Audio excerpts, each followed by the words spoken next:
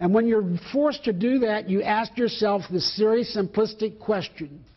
What's going on? What's really going on in the world today? And if there's something that's going on, I'm going to submit it to you in one word: transition. Washington, D.C. is currently in transition. I think we would all agree. China is in transition. Agriculture is in transition. Europe is in transition. Energy prices are in transition. And today what I would like to do is to give you a big picture overview of what's really going on in the world. Those ideas of transition itself. We have a new president.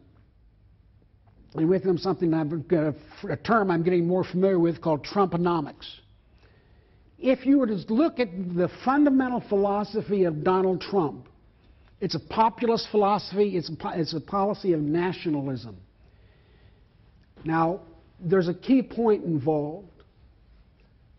Nationalism is the opposite of internationalism.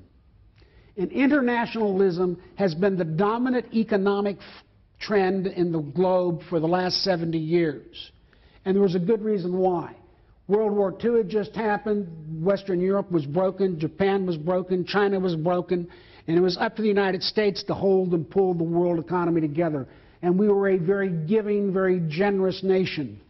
Somehow along the line, that giving never stopped. And that's the nationalism involved with the Donald Trump philosophy.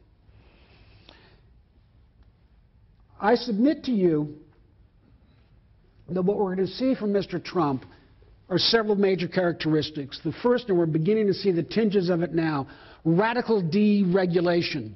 There's 185,000 pages in the Federal Register involving rules and regulations. That Mr. Trump has said he's going to reduce that by 75%.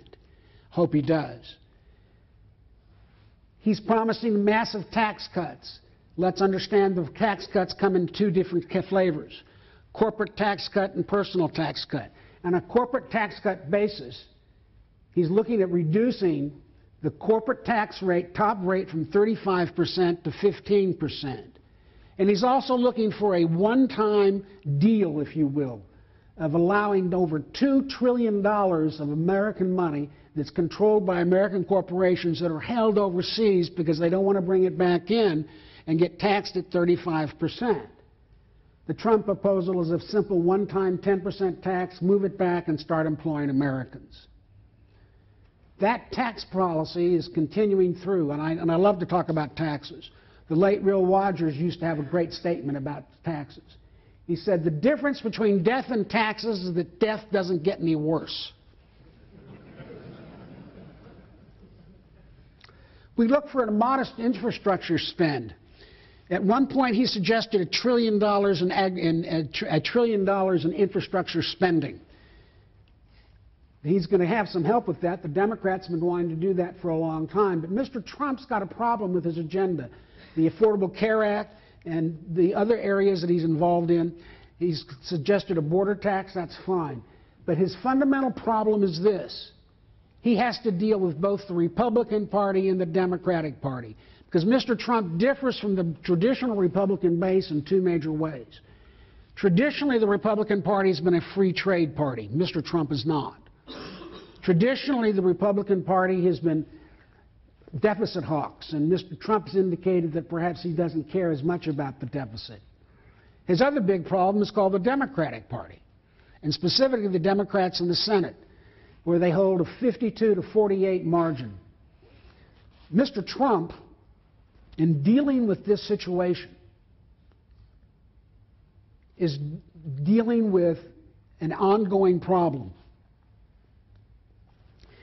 And the ongoing problem is senators do not vote with the president because they want to be nice. Senators vote with the president when they think it's in the best interest of their constituents. Understand, right now his popularity is about 40%. With a 40% popularity rating, a senator, a U.S. senator, looks back and says, how well does this man poll in my state? And if he's polling well in my state, I'm more inclined to support him. And so here's the catch. Tax cuts are coming. Border tax is coming. ACA is going to change fundamentally.